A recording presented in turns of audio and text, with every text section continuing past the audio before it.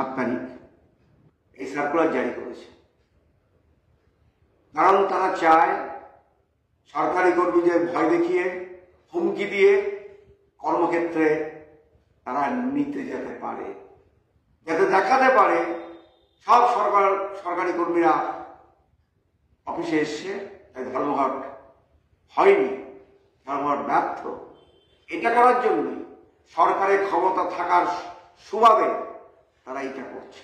আজকে আমরা ইতিমধ্যে আপনারা দেখেছেন, আজকে AIUTUC রাজ্য কমিটির পক্ষ থেকে এই সার্কুলারে, আমরা যাকে অগণতান্ত্রিক সার্কুলার, কালা সার্কুলার বলছি, তার বিরুদ্ধে তীব্র প্রতিবাদ জানিয়েছিল এবং সমস্ত অংশের সরকারি কর্মচারীদের বা সরকার পোষিত ক্ষেত্রগুলোতে যাকে তারা ইনক্লুড করেছে ওই সার্কুলারে, তার সমস্ত কর্মচারী, শিক্ষক সকলে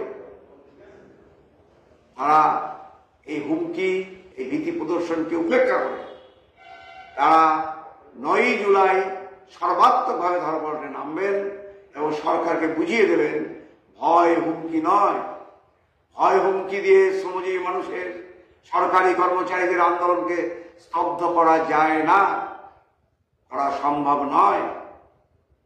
আমরা তাই আহ্বান করেছি সমস্ত স্তরের দলমত নির্বিশেষে সমস্ত সরকারি কর্মচারীদের, যাদের বিবেক মনুষ্যত্ব আছে, যারা অন্যায়ের বিরুদ্ধে প্রতিবাদ করতে চান এবং প্রতিবাদ করতে গিয়ে বাধার সম্মুখীন হতেই হয়। যুগে যুগে অন্যায়ের বিরুদ্ধে যারা প্রতিবাদ করেছেন তারা বাধা পাননি, এটা কখনো ঘটেনি। তাই সরকারি কর্মচারীরা বাধা পাবে, তাদেরও বিরুদ্ধে কিছু, তাদের মায়না কাটা থেকে শুরু করে অন্যান্য কিছু পদক্ষেপ হবে হয়তো, কিন্তু তারা নির্ভীক হবে, এটাকে মেনে নিয়ে ধর্মঘটে সামিল হবেন, এটা আমরা আশা করি।